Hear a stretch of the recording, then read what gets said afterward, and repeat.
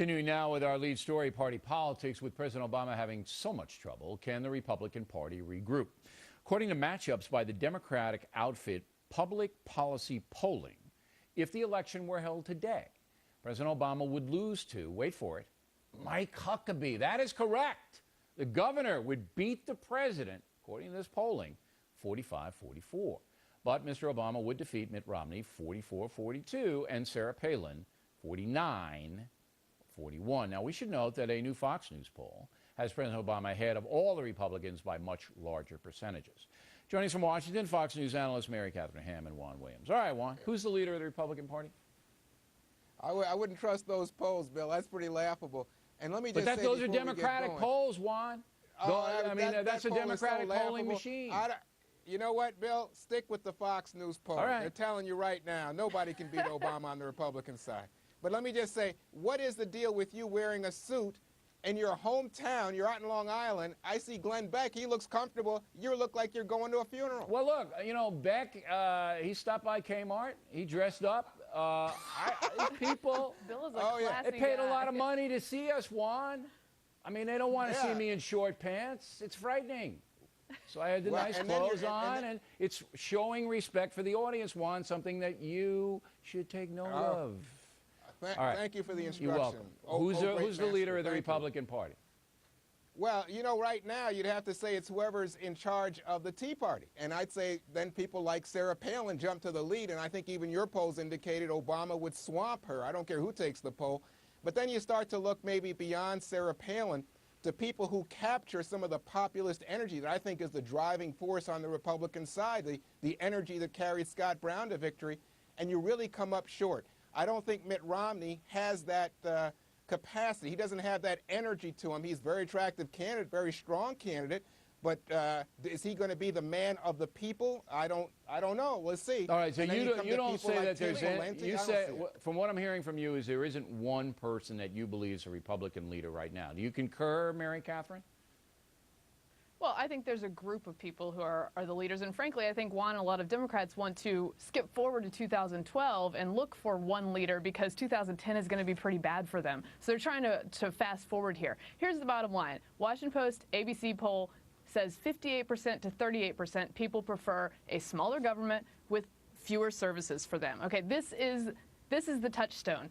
It doesn't, in a way, it doesn't matter how united the GOP is because independents, moderates, and hard conservatives are all fiscal conservatives. Scott Brown talked like a fiscal conservative. He may be a moderate on some issues, but that's the point that you run on. Okay, look, we all know that cutting taxes, smaller government, and tough defense, particularly against terrorists, are going to unite the Republican Party. Britt Hume was absolutely correct in saying that. Okay, that's beyond any doubt at all. Right. Those three things, I'll reiterate them. Smaller government, cutting taxes to stimulate the economy, tough defense, especially on terror. All Republicans are going to come into that tent. However, you do have a split, Juan, among the Tea Party people who are very, very anti-government and the John McCain moderate Republicans who believe that government has to have a strong role, say, in regulating campaign finance ads, regulating illegal immigration, all of that. So that split exists inside the Republican Party. Yeah, and here's the real dynamic for you, Bill. What happens if you get a Tea Party candidate who wins the Republican nomination? There are going to be a bunch of Republican primaries around the country. You're going to have the John McCains of the world running, and then you're going to have Tea Party people challenging them. If the Tea Party people win, how does the Republican establishment respond? If the Tea Party people don't win, then do they walk away disgruntled? That's an excellent question because McCain has a challenger. J.D. Hayworth is going to and he's going to be a Tea Party guy, and he's going after McCain's seat in Arizona. So Juan actually made a good point tonight that this kind of dynamic. You make fun of my clothes, and I'll get you, Williams. You know that. Oh, I noticed. I noticed. Look. He made a good point tonight, was that you have these primaries coming up. The Florida one's the most fascinating to me. And then if the Tea Party people get their butt kicked and the establishment Republicans win, okay, are the Tea Party people going to say, blank you, we're going to form our own party? Right. Look, two counterpoints. One, Juan calls Sarah Palin the head of the Tea Party movement. Certainly many in the Tea Party movement love her. Who's she campaigning for in Arizona? John McCain. When it came to Scott Brown, who is a moderate on many issues, maybe not the ultimate Tea Party candidate in the mold of other people, the Tea Partiers came and gave money and volunteered and helped this guy out. So they're sensible. They are sensible folks who believe in government responsibility and want the government to stop raising taxes instead of cutting spending in tough times. That's the bottom line. Do you believe that this Tea Party movement, and Glenn Beck, let's be honest about it, he's one of the guys that started this thing. And that's why the liberal press hates his guts so much, because Beck gave the Tea Party people a platform, gave them momentum, and so did talk radio to some extent. But, Mary Katharine, can the Tea Party people overwhelm the Republican establishment and seize power, in your opinion?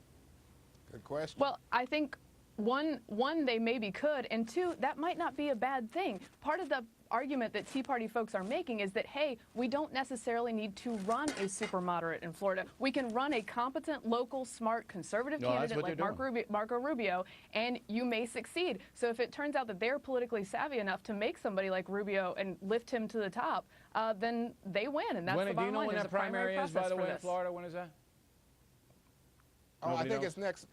No, I don't know the exact date. We'll find out. But I mean, I want to go back to something you said. 20 seconds. You know what? Right now, the party is rudderless. They don't have a coherent message. And the thing that's bringing the Tea Party together more than anything is President Obama. That's right. Beck but that is like a coherent him. The Tea Party message. people don't like him. That is a coherent message, though. We don't like what he's doing. No. All right. Yeah, but it's good for the I gotta go. I gotta go. By hating Bush, independent voters. There you go. It's not going to get you the independents. Yeah, we're already getting them. It did in Massachusetts. Directly ahead, Congresswoman Michelle Bachmann treated rudely by Senator Arlen Specter on the radio. She'll tell us why. And later, Bernie